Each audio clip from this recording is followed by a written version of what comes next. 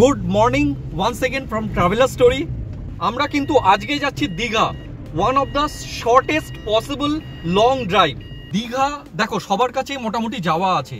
আমরা কোনো না কোনো সময় শর্টেস্ট পসিবল লং ড্রাইভ বলতে আমরা দীঘাকে বুঝি, আরামদায়ক রাস্তা, কোনো কিছুই না। কিন্তু অনেকের কাছেও তো এই ড্রাইভের যে আমি আজকে ভিডিওটা দেবো অনেকের কাছে কাজে লাগতে পারে। যারা নতুন যাচ্ছ বা প্রথমবার যাচ্ছ বা অনেকের যারা ফুল কনফিডেন্স পাচ্ছ না তাদের কাছে হয়তো কাজে লাগবে। আমি এভরি ডিটেলস দেওয়ার চেষ্টা করব। তো দীঘার ক্ষেত্রে যেটা বলছিলাম, দীঘা যাচ্ছি আমরা যেহেতু বাগুইহাটি অঞ্চলে থাকি। বাগুইহাটি থেকে গেলে পরে আমাদের দক্ষিণেশ্বর মানে বেলঘড়িয়া এক্সপ্রেসওয়ে ধরে রাজচন্দ্রপুর টোলটা দিয়ে বেরোবো, একটা এক্সট্রা টোল লাগছে। আর যারা তোমরা দিক থেকে উল্টোডাঙ্গা বা সাউথ কলকাতা থেকে যাচ্ছ বা নর্থ কলকাতা থেকে যাচ্ছ তাদের আমার মনে হয় বাইপাস ধরে সেকেন্ড হুগলি ব্রিজ ক্রস করে তাহলে কিন্তু রাজচন্দ্রপুর টোল 65 টাকার ওই টোলটা দিতে হবে না। ওটা দিয়ে কোনা এক্সপ্রেসওয়ে দিয়ে গিয়ে তোমরা যেতে পারছো। সেক্ষেত্রে কিন্তু মাত্র দুটো টোল লাগছে, একটা লাগছে ধুলাগড় আর আরেকটা লাগছে নয়াপেত্তা। এই দুটো মাত্র টোল লাগছে এখন। আর রাস্তা মোটামুটি 3.5 ঘন্টা গুগলে দেখাবে, 3.5 ঘন্টা লাগে না। একটা ব্রেকফাস্ট কোলাঘাটে দিতেই হয়। সেই ব্রেকফাস্টটার টাইমটা নিয়ে যদি আধ ঘন্টা বা আরও ধরো তাহলে 4.5 ঘন্টা মোটামুটি লেগে যাবে, একটু ন্যাচারাল ব্রেক ফ্রেক এসব দিয়ে। আর আমাদের সঙ্গে আজকে আমাদের ফুল ফ্যামিলি যাচ্ছে, বলতে গেলে বাবা মা, আমরা 2 ভাই আর কাকু কাকিমা আর আমাদের এক ফ্রেন্ড যাচ্ছে। তো মোট কথা 4 জন সিনিয়র সিটিজেন আর 4 জন অ্যাডাল্ট সিটিজেন। এই 4 জন আর 4 জন নিয়ে 8 জন মিলে আমরা কিন্তু যাচ্ছি দীঘাতে। তবে রেনল্ট ট্রাইবারে আমরা যাচ্ছি সেটা বলে রাখি। রেনল্ট ট্রাইবারকে অনেকে অনেক ক্ষেত্রে বলে one of the under powered car. Renault Triber কিন্তু আন্ডার পাওয়ার নয়। এর আগেও আমি 8 জন নিয়ে হাইওয়েতে উইথ এসি অন জার্নি করেছি, সেটাই আজকে তোমাদের দেখাবো। সবাই কিন্তু এখনো পর্যন্ত কমফোর্টেবল ফিল করছে, সেটাও তোমরা দেখতে পাবে। চলো আগে আগে দেখতে থাকো ট্রাভেলার স্টোরি থেকে। ওয়ান্স এগেন গুড মর্নিং বললাম। আর যারা চ্যানেলে নতুন বা মনে করছো যে এই ধরনের ড্রাইভিং রিলেটেড ভিডিও আরও দেখতে চাও বা ইনফরমেশন পেতে চাও, তারা কিন্তু চ্যানেলটাকে সাবস্ক্রাইব করবে আর ভালো লাগলে লাইক করবে, কিছু জানার থাকলে কমেন্ট করতে পারো। বাই। লং ড্রাইভে যাওয়ার আগে আরও কয়েকটা জিনিস যেগুলো দেখার বিষয় থাকে, সেগুলো হচ্ছে যে আমি আজকে তোমাদের ওপেনলি দেখাবো। সেটা হচ্ছে আমি এখন হুড খুলবো, মানে বনেটটা খুলবো। বনেট খুলে দেখাচ্ছি। লং ড্রাইভে যাওয়ার আগে তোমরা আগের দিন রাতের দিকে যেগুলো দেখবে সেটা হচ্ছে কুল্যান্ট লেভেল কতটা আছে। আমাদের রেনল্ট ট্রাইবারে কুল্যান্টের কিন্তু আলাদা করে এইরকম জায়গায় কোনো বড় ট্যাঙ্ক নেই, সেটা হচ্ছে এখানে। আমি দেখে নেব এইখানে, এইটা ঘুরিয়ে, এখন গরম আছে বলে আমি খুলছি না, কুল্যান্ট লেভেল কতটা আছে, নর্মাল আছে কিনা দেখে নেবে ঠান্ডা অবস্থায় অবশ্যই। আরেকটা জিনিস হচ্ছে তোমাদের ইঞ্জিনের কোথাও না কোথাও একটা বার করার এরকম থাকবে। আমাদের ইঞ্জিনে যেরকম এখানে আছে, এটা গরম বলে আমি খুলছি না, এই দিকে ঘুরিয়ে অ্যান্টি ক্লকওয়াইজ বার করে দেখে নেবে যে তোমার যে ইন্ডিকেটার আছে, ইঞ্জিন অয়েলের যে ইন্ডিকেটারগুলো আছে ওইটা ঠিক দেখাচ্ছে কিনা, মানে একদম লোতে চলে গেছে কিনা। তাহলে কিন্তু অবশ্যই লং ড্রাইভে যাওয়ার আগে ইঞ্জিন অয়েল চেঞ্জ করে নেবে। আর এখানে আমাদের আছে এয়ার ফিল্টার। এয়ার ফিল্টার এখান থেকে আমাদের গাড়ির ক্ষেত্রে খুলতে হয়, মোটামুটি সব গাড়ির ক্ষেত্রেই তাই। কাল পরশুই সার্ভিস হয়েছে, তাই জন্য আমি খুলছি না। এখানে এয়ার ফিল্টার যদি খুব ময়লা দেখো তাহলে 2বার ঝেড়ে নেবে, বা রাস্তায় বার করে আবার যেরাম ছিল ঠুকে ঝেড়ে নিতে পারো, তাহলে অনেক ধুলো বেরিয়ে যায়, আবার বন্ধ করে নেবে। এই হচ্ছে কয়েকটা জিনিস। আর অবশ্যই ব্যাটারি কন্ডিশন যদি পুরনো হয় তাহলে চেক করিয়ে নেবে মেকানিককে দিয়ে। আমাদের কাছে ব্যাটারি দেখার যন্ত্র আছে, সেটা আলাদা ব্যাপার, কিন্তু কেউ যদি পারো সেটা কিনে রাখতে পারো। উইথ লোড, মানে স্টার্ট দেওয়ার সময় ব্যাটারি 12 ভোল্টের নিচে যাচ্ছে কিনা সেটা দেখে নেবে। অবশ্যই লং ড্রাইভে যাওয়ার ক্ষেত্রে এইসব জিনিসগুলো লাগে নেবে। আরেকটা জিনিস হচ্ছে ব্রেক অয়েল। ব্রেক অয়েল কিন্তু ঠিক আছে কিনা দেখে নেবে। এটাও এখন গরম আছে, আমি খুলছি না। অ্যান্টি ক্লকওয়াইজ ঘুরিয়ে ব্রেক অয়েল ওপরের দিকে আছে কিনা দেখে নেবে।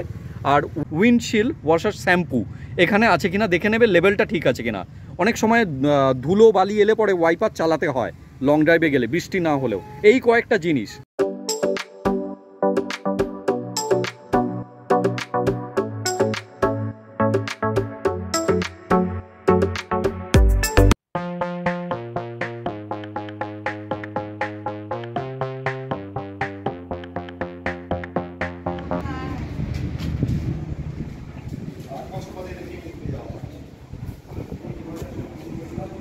আমরা জাস্ট জিনিসগুলো রেডি করে নিচ্ছি।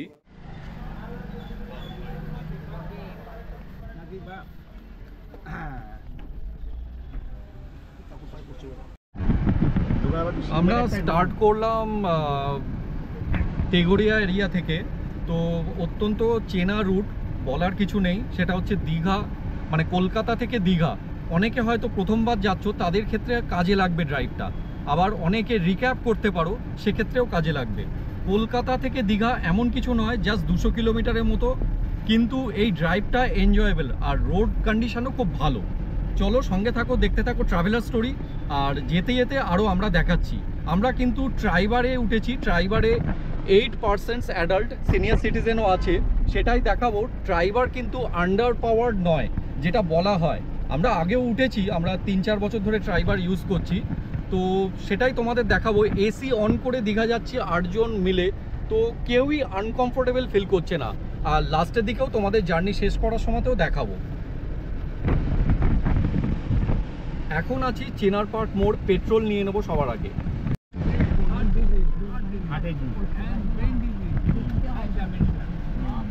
কাছেই একটি পেট্রোল পাম্পে পেট্রোল নিয়ে নিচ্ছি, যেটা সবার আগে দরকার হচ্ছে পেট্রোল। পুরো ফুল ট্যাঙ্ক অটো কাট করে নিচ্ছি।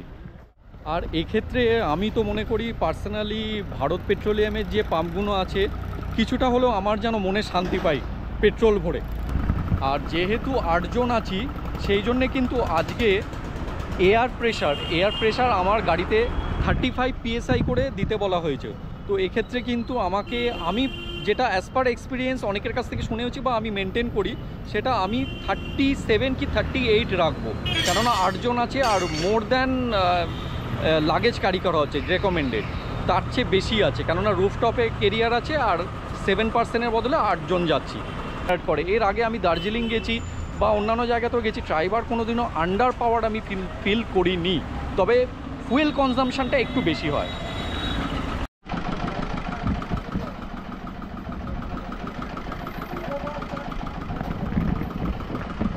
$103 করে আজকে পেট্রোল যাচ্ছে, 36 লিটার পেট্রোল ঢুকলো। আরও পেট্রোল আছে আমাদের গাড়িতে, তো দেখা যাক কতটা টানতে পারে। আমার তো মনে হয় পুরোটাই হয়ে যাবে দীঘা, তবে আসার সময়তে একটু লাগবে।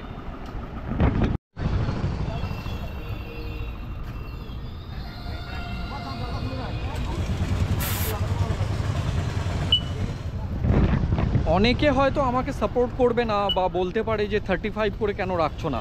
সত্যি কথা বলতে টায়ারগুলো একদম চিপকে যায়, কেননা 7 জনের বদলে 8 জন উঠেছে, ওপরে লাগেজ আছে, তোমরা দেখতেই পাচ্ছ। তো এই ক্ষেত্রে কিন্তু আমার মনে হয় একটু বেশি রাখা যেতেই পারে। তবে যদি 2-3 জন, 4 জন, 5 জন যেতাম, তাহলে কিন্তু আমি 35 PSI করেই মেনটেন করতাম।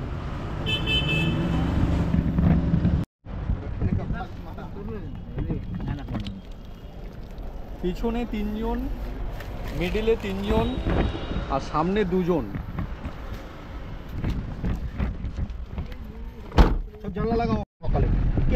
এয়ারপোর্ট থেকে জাস্ট বাইপাস করে আমরা যশোর রোডে পড়লাম। এরপর বাঁদিক নিয়ে বেলঘড়িয়া এক্সপ্রেসওয়ে ধরবো, যেহেতু আমরা তেঘড়িয়ার দিক থেকে জার্নি করছি। যারা কলকাতার দিক থেকে করবে তারা কিন্তু নবান্ন মানে সেকেন্ড হুগলি ব্রিজের ওপর দিয়ে যেতে পারবে, যেটা গেলে পরে একটা টোল কম পড়বে, কিন্তু আমাদের একটা টোল বেশি পড়বে, সেটা হচ্ছে রাজচন্দ্রপুর।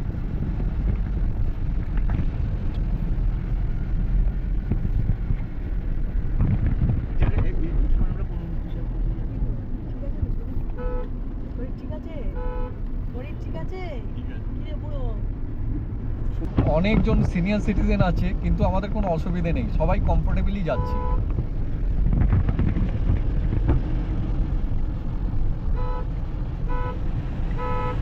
এই বেলঘড়ি এক্সপ্রেসওয়ে বাঁদিক নিলাম।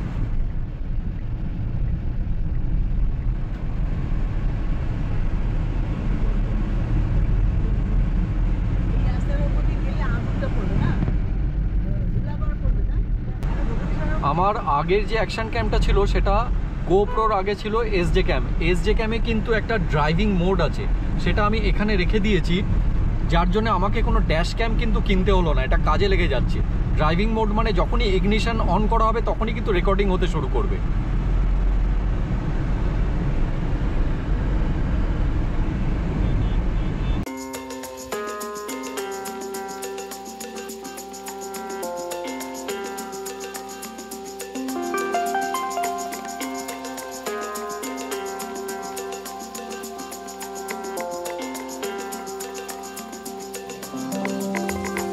বেলঘরিয়া এক্সপ্রেসওয়ে কিন্তু সকালের দিকেও যথেষ্ট কনজেস্টেড দেখা যাচ্ছে।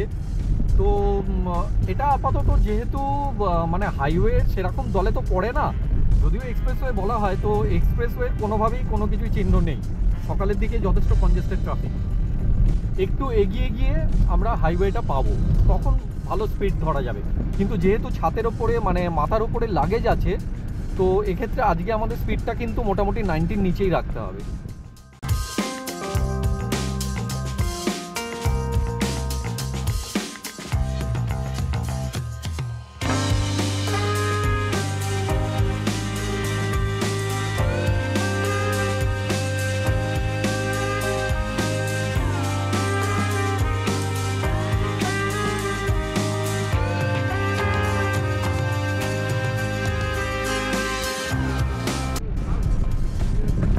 বোর্ডে লেখা আছে সোজা গেলে দক্ষিণেশ্বর, বাঁদিক গেলে টোল ব্রিজ।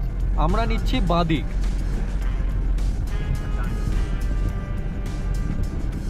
যারা দক্ষিণেশ্বর যাবে তারা ডান দিক নিতে পারো, বা যারা টোলটা অ্যাভয়েড করতে চাইছো তারা তলা দিয়ে ঘুরে গিয়ে বালি ব্রিজের তলা দিয়ে যেতে হবে। তো সেক্ষেত্রে কিন্তু টাইমটা অনেকটা কনজিউম করে নেবে বেশি।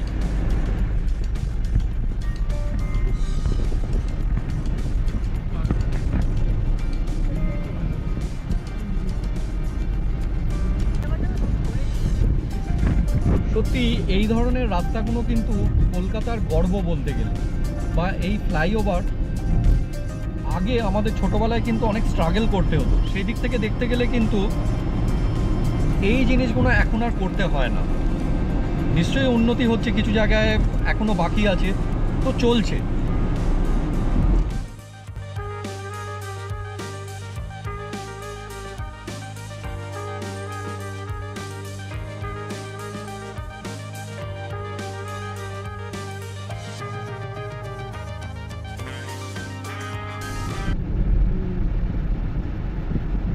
এসে গেল রামচন্দ্রপুর টোল।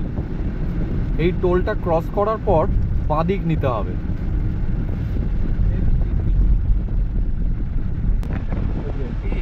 আটকে গেলি না, না আমাদেরটা কেটে নেবে।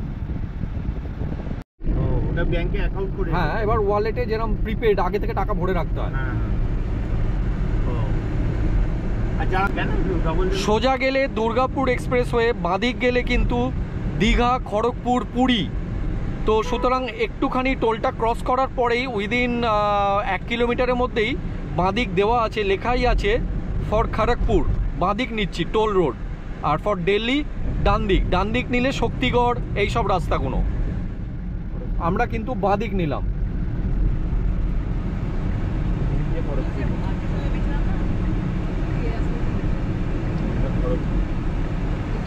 রাস্তা নো ডাউট ভালো, কনজেশন কম আছে, তবে আমরা যদি ওদিকে যেতাম এখন কিন্তু কনজেশন পাওয়া যেত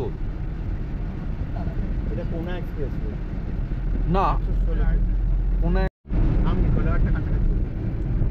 আমরা বাঁদিক নেওয়ার পর একটুখানি গেলেই দেখা যাচ্ছে কোলাঘাট, মাত্র 55 কিলোমিটার। দেখা যাক কতক্ষণ টাইম লাগে। এখন বেজেছে 8:15।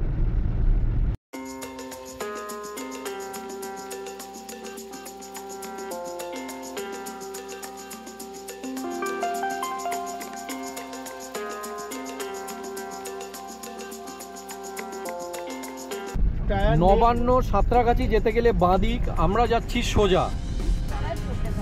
যারা নবান্ন সাঁতরাগাছি যাবে তারা এই ফ্লাইওভারটা ঘুরে গিয়ে উঠবে, কিন্তু আমরা যাচ্ছি সোজা কোলাঘাট। কোলাঘাটে একটা স্টপ ওভার দেবো, ওখানে ব্রেকফাস্ট করব।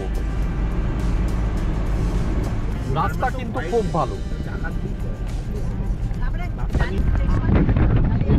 বলতে গেলে এই ধরনের রাস্তা কিন্তু ড্রাইভার্স প্যারাডাইস। সত্যি কথা বলতে দুর্দান্ত রাস্তা, চালিয়ে মজা আছে। কলকাতা দীঘা রুট অন্যতম সেরা রুট। যারা মানে ছোটোখাটো ড্রাইভিং মানে লং ড্রাইভ অবশ্য বলা যায়, তবে 200 কিলোমিটার্সের মধ্যে আমার এমন কিছু যদিও মনে হয় না, তবুও এই রাস্তা কিন্তু চালিয়ে মজা আছে।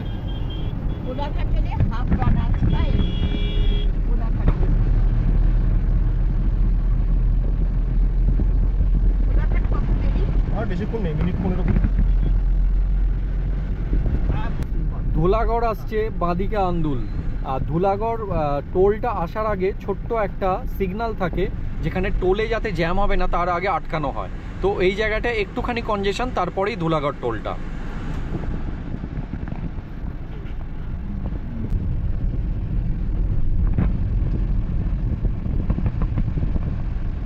এখন বেজেছে 8:35, আমরা এলাম ধুলাগড় টোল।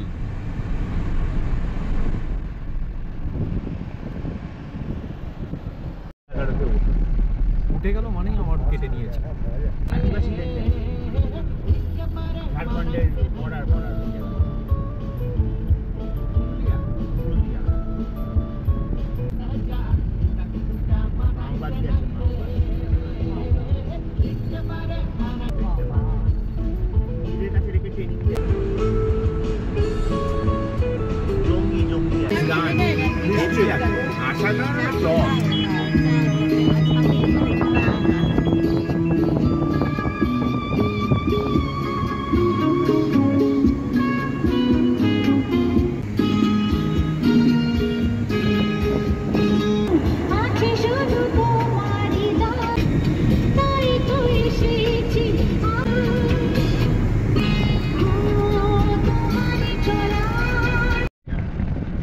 এখন এলাম উলুবেড়িয়া।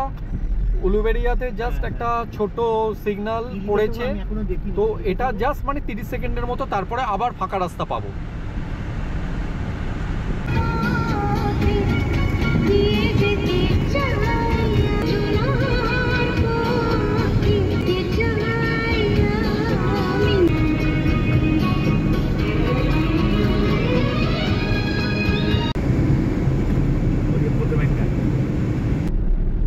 একদম ফাঁকা রাস্তা, সুন্দরভাবে যাচ্ছি, কোনো অসুবিধে নেই। তোমরাও আসতে পারো যারা আসতে চাইবে।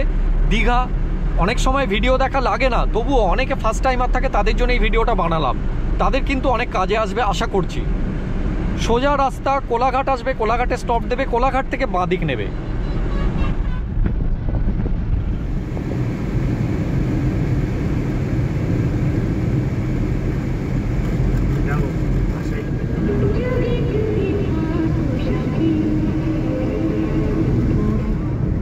মোটামুটি কোলাঘাট আসতে চলেছে। এখন টাইম হচ্ছে 9:25, আর 5 মিনিটের মধ্যে আমরা ঢুকে যাব।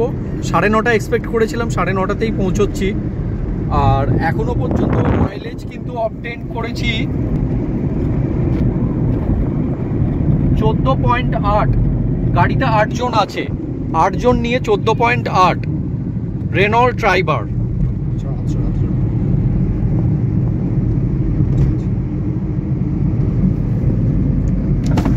আর রূপনারায়ণ নদী ওপর দিয়ে আমরা এখন যাচ্ছি।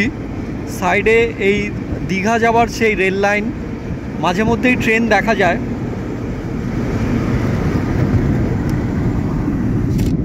সেই রূপনারায়ণ নদীতে ওদের সেই নৌকোডুবি হয়েছিল।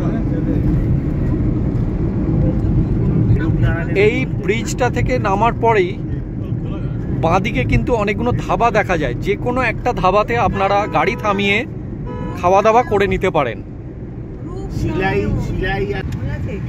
আগেই কিন্তু বাঁদিক নিয়ে নিতে হবে, এই লেনের মধ্যে দিয়ে বাঁদিক নিয়ে নিলাম। আর যদি ইনকেস আপনারা বা তোমরা বেরিয়ে যাও গাড়িটা নিয়ে, তখন আগেই ইউটার্ন নিয়ে আসতে হবে। আমরা বরাবর যখন জলখাবার খাই তখন কিন্তু এই রেস্টুরেন্টটা ভালো লাগে আমাদের পার্সোনালি, সেটা হচ্ছে আনন্দ রেস্টুরেন্ট। এখন আমরা এই আনন্দ রেস্টুরেন্টে বাঁদিক নেব। আর রাতের খাওয়া দাওয়া হলে পরে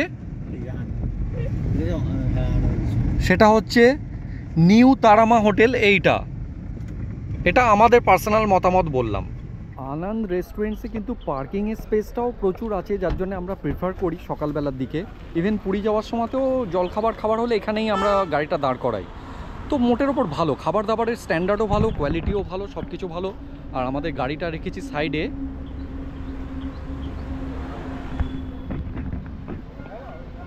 একদম সাইডের দিকে রেখেছি, এখানটায় রেখেছি। উপরে লাগেজ আছে। তো জলখাবারটা এখানে করে নিই, তারপর তোমাদের সাথে কথা বলে নিচ্ছি। আবার in the main time next দেখা হচ্ছে। আর রেস্টুরেন্টসের ভেতরটাও একটু দেখিয়ে দিচ্ছি।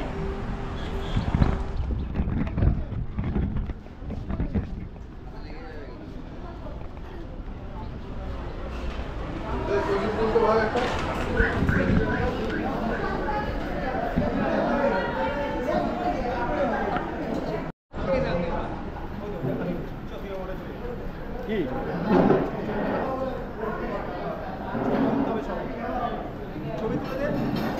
দিচ্ছি।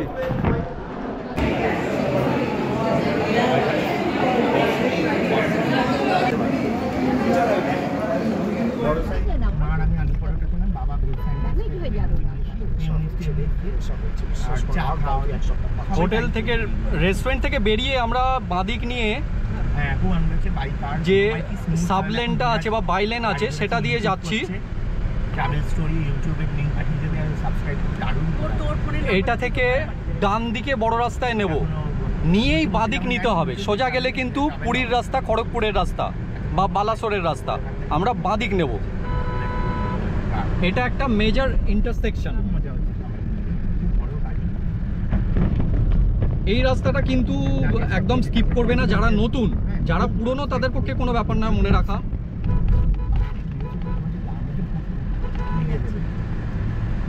এই যে বাঁদিকে লেখা আছে হলদিয়া, এই বড় রাস্তা ছেড়ে বাঁদিক নিচ্ছি। এখানে কিন্তু ডান দিকে লেখা আছে দীঘা হলদিয়া বাঁদিক। এই একটা মেজর বাঁদিক, এর পরে দীঘা যেতে গেলে সব কিন্তু ডান দিক, এটা মনে রাখতে হবে। সিম্পল টেকনিক, সব ডান দিক। এই রাস্তাটার পর দুটো বড় আইল্যান্ড ছেড়ে একটা মেজর আইল্যান্ড আসবে, সেটা হচ্ছে নন্দকুমার। নন্দকুমার থেকে আবার ডান দিক নিতে হবে, তারপরে সবই ডান দিক। দীঘা যাওয়ার জন্য সব ডান দিক।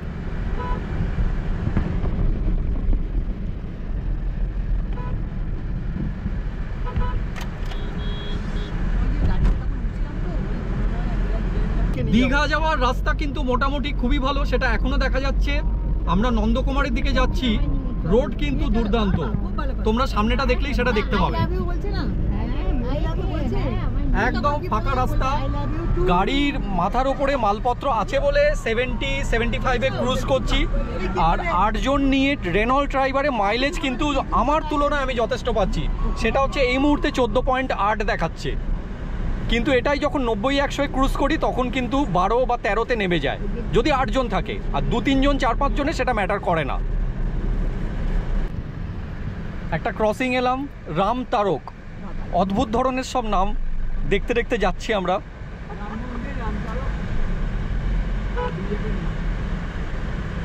আর এই ব্যারিকেডগুলোর জন্য আজকাল সত্যি খুবই অসুবিধা হচ্ছে। সত্যি স্পিডটা ফল করে যাচ্ছে। রাস্তা যথেষ্ট চওড়া, সেরম কোনো কনজেস্টেড ক্রসিংও নয়, তবুও ব্যারিকেডস, এইগুলোই একটা অসুবিধার সৃষ্টি করছে সকলের পক্ষেই। এটা বন্ধুবান্ধবের কাছেও আমি শুনেছি, অনেক রাস্তাতেই, বিশেষ করে উত্তরবঙ্গ যাওয়ার রাস্তাগুলোতে এখন ব্যারিকেডে ভর্তি করে দিয়েছে। অথচ উত্তরবঙ্গে যাওয়ার রাস্তা কিন্তু অনেক বেটার হয়ে গেছে এখন। 10 থেকে 11 ঘন্টা লাগছে, যেটা আগে 16 ঘন্টা লাগতো। তো যাই হোক, এর মধ্যে দিয়ে আমরা চলেছি।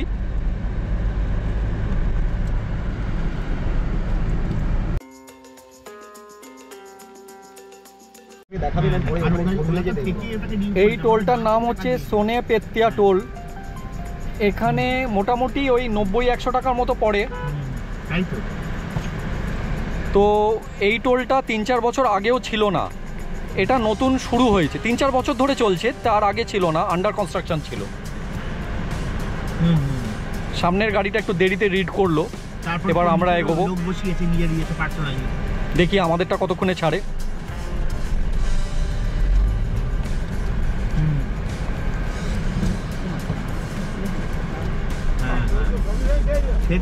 কয়েকটা ব্যাংকের ওপর ডিপেন্ড করে কোন ব্যাংকের টোল রেখেছেন, মানে ফাস্ট্যাগটা রেখেছেন, তার উপরে ডিপেন্ড করে। আমরা অনেক দিন ধরেই কোটাকের ইউজ করছি, তো পার্সোনালি আমি মনে করি কোটাক কিন্তু যথেষ্ট ফাস্ট রিড করে। কয়েকটা ব্যাংক আছে যেরকম ICICI ব্যাংক, এই ব্যাংকগুলো কিন্তু অনেক ফাস্ট রিড করে। এবার আমার পার্সোনাল মতামত মানে দিচ্ছি, কেউ কিছু মনে করবেন না। ব্যাংক অফ বরোদা বা এই জাতীয় ব্যাংকগুলো কিন্তু আমি দেখেছি রীতিমতো মানে হিমশিম খেতে হয়, ফাস্ট্যাগ কাটতে চাইছে না, অনলাইনে দেরি হয়ে যাচ্ছে। আপনাদের কি মতামত, আপনারা জানাতে পারেন সেটা।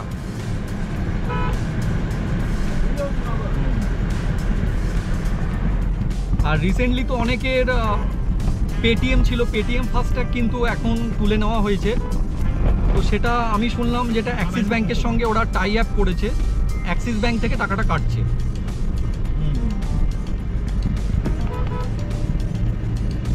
এরপরে আর কোনো টোল পড়বে না, সোজা ডান দিক নেব 2-3 বার, তারপরেই দীঘা। নেট ধরছে না কিছু। রাস্তা অপূর্ব সত্যি। হ্যাঁ হ্যাঁ হ্যাঁ, চালাচ্ছি বাবা, চালাচ্ছি, কোনো দরকার নেই।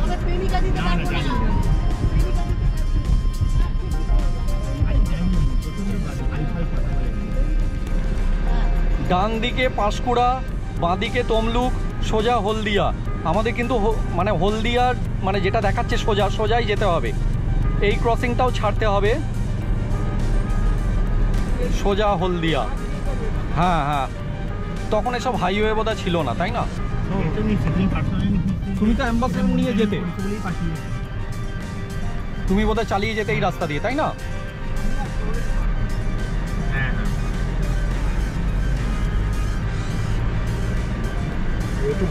তখনকার দিনে তো এসি গাড়িও ছিল না। না, বাবা এখান দিয়ে ওই অর্ডার নিতে যেত হলদিয়াতে, বাবা মানে আমাদের জন্মের আগে।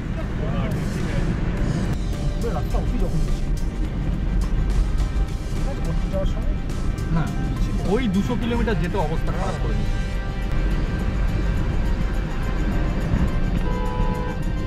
এবারে যে ক্রসিংটা আসছে সেটা আসছে নন্দকুমার। অনেকটা বড় একটা সার্কেল করা আছে, সেটা দেখলেই তোমরা বুঝতে পারবে ডান দিক নিতে হবে ওখান থেকে। আর আমি আবারও বলছি, এই ড্রাইভটা কিন্তু প্রত্যেকেরই জানা ড্রাইভ, যারা নতুন বা যারা রিক্যাপ করতে চাও তাদের জন্যই, বা যারা মনে করবে এটা প্রয়োজন আছে।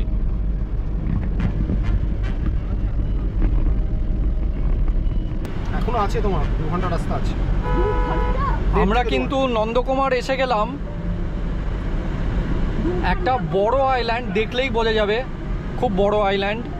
এখান থেকে ডান দিক নিতে হবে, এরপরে যে কটা নেব সবই ডান দিক থাকবে।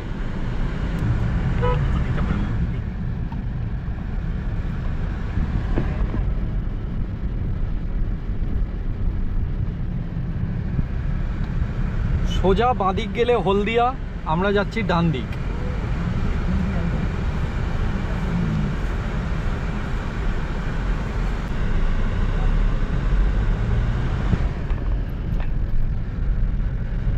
লক্ষণীয় বিষয় হচ্ছে এই যে রাস্তাটা এবার ঢুকবো, এটা কিন্তু স্টেট হাইওয়ের দলেই পড়ে।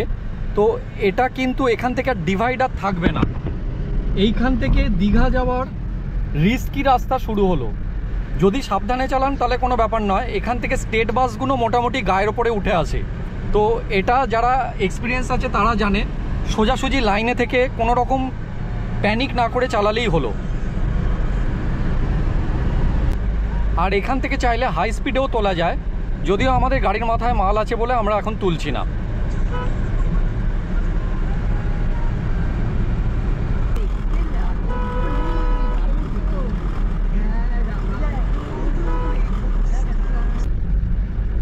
এখানকার রাজা হচ্ছে স্টেট বাস।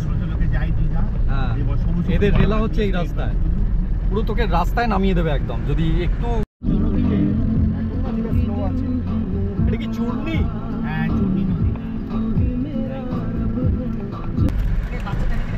দীঘা যাওয়ার পথে এই ফ্লাইওভারগুলো হওয়ার পরে কিন্তু প্রচুর সুবিধে হয়েছে মানুষের। যেমন কয়েক বছর আগেও আমরা এই বাঁদিকের তলাটা দিয়ে যেতাম, এখন কিন্তু এই ফ্লাইওভার কমপ্লিট হয়ে গেছে।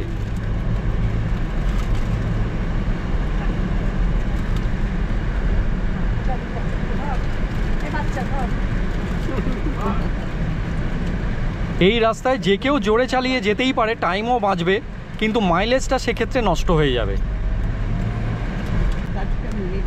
ন্যাশনাল হাইওয়ে থেকে স্টেট হাইওয়েতে আসার পর আমাদের মাইলেজটা একটু ফল করলো। এখন এমআইডিতে দেখাচ্ছে 14.5, একটু আগে 15-ই উঠেছিল। মনে রাখতে হবে আমরা কিন্তু 8 জন যাচ্ছি।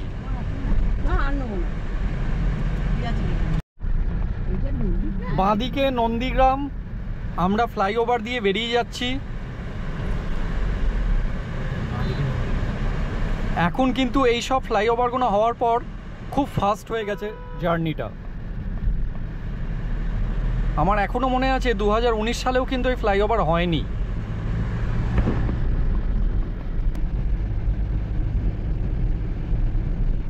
সোনেপেত্তা টোলটা চালু হয়েছে এখন, তার জন্য আরও আমাদের টোল বেড়েছে। তো এইটা চালু হলে আরও টোল ট্যাক্স বাড়বে।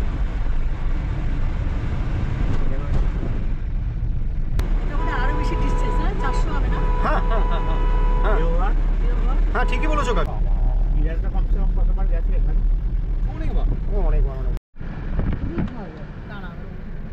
এই জায়গাটা হচ্ছে হেড়িয়া।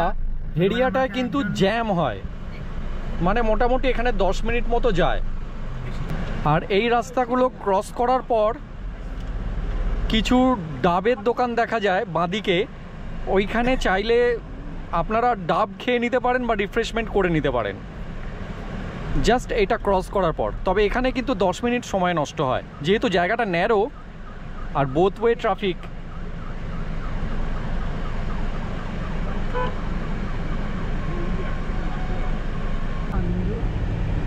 বাংলাদেশের একটা সাবানের নাম কি আছে?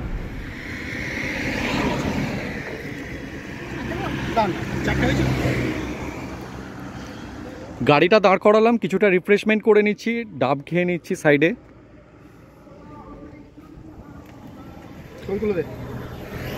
আর সব থেকে বড় কথা, মাঝে মধ্যে গাড়িটা একটু রেস্ট দেওয়াও দরকার। কোলাঘাটের পরে এই ফার্স্ট আমরা দাঁড় করালাম।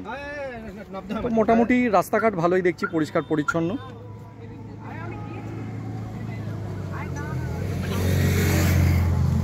একটু ডাব খেয়ে রিফ্রেশমেন্ট করে নিলাম আমরা, কেননা লং ড্রাইভে কিন্তু হাইড্রেশন প্রপারলি রাখা উচিত। আর অনেকে হয়তো বলবে দীঘা যাওয়ার রাস্তা এত সহজ রাস্তা। খুব একটা বাজে জিনিস শুনলাম, সেটা হচ্ছে যে ডাব যিনি বিক্রি করছেন, যে কাকিমা, উনিই বললেন যে এই রাস্তায় কালকেও কিন্তু একটা ছোট গাড়ি নদিয়া থেকে আর কি দীঘা যাচ্ছিল। তো যাওয়ার সময় অপোজিট ডাইরেকশন থেকে একটা বাস আসছিল, মোস্ট প্রবাবলি SBSTC বা স্টেট বাস, তার তলায় একদম ঢুকে গেছে। বাসের তো কোনো ক্ষতি হয়নি, কিচ্ছু হয়নি, গাড়িতে 4 জন ছিল, 4 জনেই মারা গেছে। আর প্রত্যেক দিনই এই জায়গাটায় কিন্তু অনেক অ্যাক্সিডেন্ট হয়, ছোট গাড়ি, বাইক, এই জিনিসগুলো অ্যাক্সিডেন্ট হয়। তো অবশ্যই বলবো, যত স্মুথ রাস্তা, যত ফাস্ট রাস্তা মনে হোক না কেন, আপনারা কিন্তু সাবধানেই চালাবেন, সেটা দীঘা যাওয়ার রাস্তা হলেও।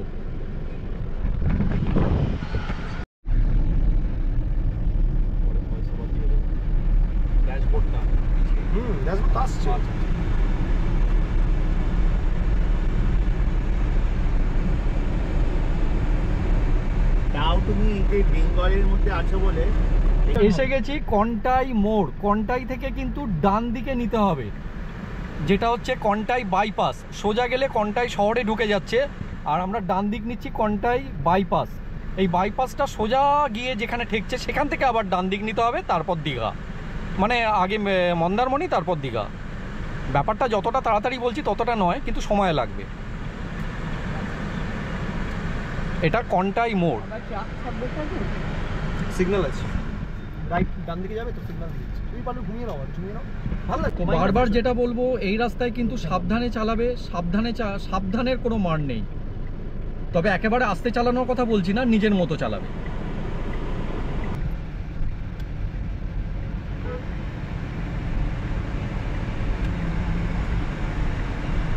সোজা গেলে কন্টাই শহর। এই নন্দকুমারের রাস্তার এখানে এন্ড হলো, বুঝতে পারলি? এন্ড হয়ে রাইট টার্ন। আবার এখান থেকে ডান দিকে খড়গপুর 90 কিলোমিটার। অনেক সময় এইসব রাস্তায় যখন জ্যাম থাকে বা কোনো অ্যাক্সিডেন্ট হয়, তখন লোকে ডান দিক দিয়ে বেরোয়, অনেকটা ঘুরে অবশ্য বেরোতে হয়, খড়গপুরের দিক দিয়ে আবার কোলাঘাটে আসে।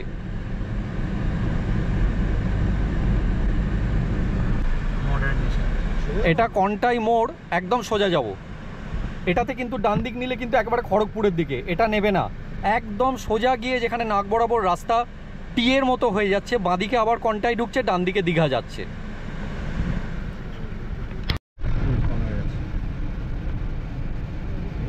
এটা কিন্তু Contai bus stand.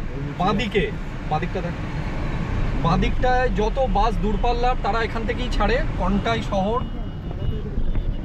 কন্টাইয়ের bus stand. আর এখানে যারা অনেকে দুপুর করে বাড়ি ফিরছে, তারা কিন্তু এইসব রেস্টুরেন্টগুলোতে খেয়ে নেয়। তো এখানে যে রেস্টুরেন্টগুলো আছে মোটামুটি ভালোই আছে। এছাড়া মঞ্জিনিস মিয়ামোড়েও আছে।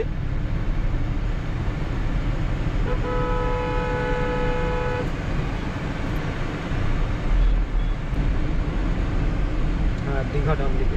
এই যে মোড়টা এলো, এই মোড়টায় বাঁদিকে গেলে কন্টাই শহরে আবার ঢুকে যাবে। আর কন্টাই বাইপাস এখানে শেষ হলো। ডান দিকে রাস্তা নেব, আর কোনো ডান দিক বাঁদিক নিতে হবে না, একদম সোজা চলে যাব দীঘা। বাঁদিকে কন্টাই শহর ঢুকছে, ডান দিকে আমরা মন্দারমণি, দীঘা সবকিছু, তাজপুর সবকিছু, এই রাস্তা সোজা একদম। বাঁদিকে মন্দারমণি 9 কিলোমিটার। এই মোড়টাকে চাউলখোলা বলা হয়। যারা বাসে আসে তারা কিন্তু এখান থেকে নেমে সোজা বাঁদিকে বেরিয়ে যায়। টোটো আছে, অটো আছে, এইগুলোতে মন্দারমণি চলে যাওয়া যায়, বা গাড়িতে এলে তো কথা নেই। আর এই সোজা যাচ্ছে দীঘার দিকে রাস্তাটা, 20 কিলোমিটার দীঘা। মাঝখানে পড়বে শঙ্করপুর, তাজপুর সব বাঁদিকে।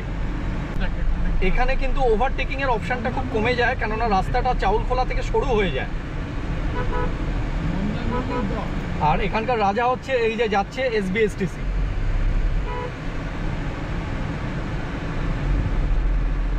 একটা কথা বলে রাখি, দীঘা যেতে গেলে কিন্তু এই সোজা রাস্তাটা ধরেই রামনগর পেরিয়েই দীঘা পৌঁছে যেতে পারেন।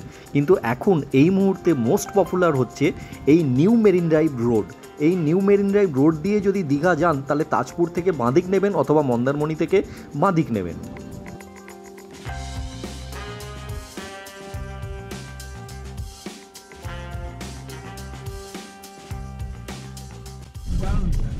যারা শঙ্করপুরে থাকতে চাইবেন তাদের জন্য কিন্তু এই সব হোটেলগুলো আছে।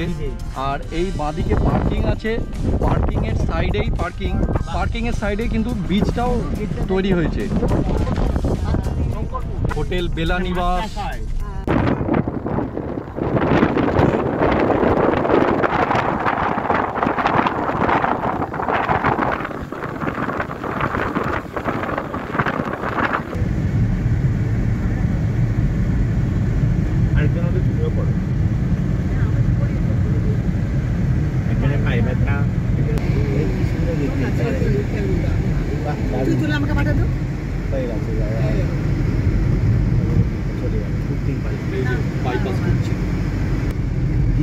এখন ঢুকছি ডান দিকে দীঘা বাইপাস।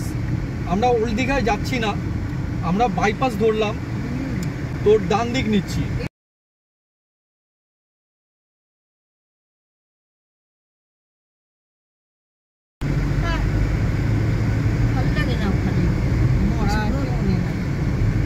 না ওল্ড দীঘার মধ্যে বলে রাখি, জাস্ট বাইপাস থেকে বাঁদিক নিয়ে আমরা ঢুকলাম। ঢুকে এই হোটেলটায় আজকে আমরা নিলাম, হোটেল আরুষ। এদের পার্কিং ফেসিলিটি উইথ CCTV আছে। আমরা গাড়ি রেখে দিয়েছি, আমাদের গাড়ি রাখা আছে এখানে। মোটামুটি 3টে গাড়ি রাখার ব্যবস্থা আছে সামনের দিকে। আর ভেতরের দিকে রুমগুলো আপনাদের দেখিয়ে দিচ্ছি। এখন ফ্রেশ হয়ে নিলাম। হোটেলটা 4টে ফ্লোর আছে, প্রত্যেকটা ঘর কিন্তু খুব ইউনিক। আর রিসেপশন এরিয়াটাও ভালো, লিফট আছে, আর পেট ফ্রেন্ডলি। আমরা যারা গাড়িতে আসবো তাদের অনেকে পেট নিয়ে আসি। Pet friendly hotel. জীবনে অনেক কিছু পাওয়া না পাওয়া এইসবের গল্প থাকে, কিন্তু এই যে প্রাপ্তিটা এই বয়স্ক লোকগুলোকে, মানে আমাদের বাবা মা, কাকু কাকিমা, এদের যে জোর করে এনে সমুদ্রে বসাতে পারলাম, এটা কিন্তু এক অন্য রকমের ফিলিংস। এটা মুখে বলে বোঝাতে পারবো না। ওরা উঠতে পারছিল না, কিন্তু ওদের জোর করে এনে বসালাম। আর এই সমুদ্র, এই সমুদ্রে হাওয়া, সমুদ্রের গর্জন, এটা কিন্তু ওরা আজকে অনুভব করতে পারছে। আর এটাই আমাদের সাফল্য, আমাদের আনন্দ। আর সঙ্গে আছে আমাদের রেনল্ড ড্রাইভার, 8 জনকে নিয়ে সুন্দরভাবে আমাদের কিন্তু দীঘা ঘুরিয়ে দিল। আমরা এখন আছি নিউ মেরিন ড্রাইভ রোড, যেটা মোহনার দিকে যে রাস্তাটা গেছে। আর এই রাস্তাটা খুব সুন্দর। এখানে সমুদ্রটাও পরিষ্কার পরিচ্ছন্ন, আর ভিড়ভাড়টাও কম। আর ওরা কিন্তু গাড়ি থেকে উঠেই সিঁড়ি দিয়ে উঠে এখানে বসতে পেরেছে। আপনারা বা তোমরা যদি কেউ আসো বাবা মাকে নিয়ে, তারা কিন্তু এইখানে বসে সুন্দরভাবে সন্ধ্যেটা কাটাতে পারবে। বলো কেমন লাগছে? খুবই ভালো, খুবই সুন্দর লাগছে, এমন চমৎকার হাওয়া। কেমন লাগছে? ভীষণ লাগছে, দারুণ ভালো লাগছে, খুব এনজয় করছি, খুব ভালো লাগছে। আর তোমার কেমন লাগছে? খুব ভালো লাগছে, খুব ভালো জায়গা, সি বিচের জায়গাটা এখন বসে আছি, খুব ভালো লাগছে। এই যে আনন্দটা পেলাম এটাই সব। আর সমুদ্রের ধারে সেফটি আছে, সব কিছু আছে, হাওয়া বাতাস বইছে, পরিষ্কার পরিচ্ছন্ন।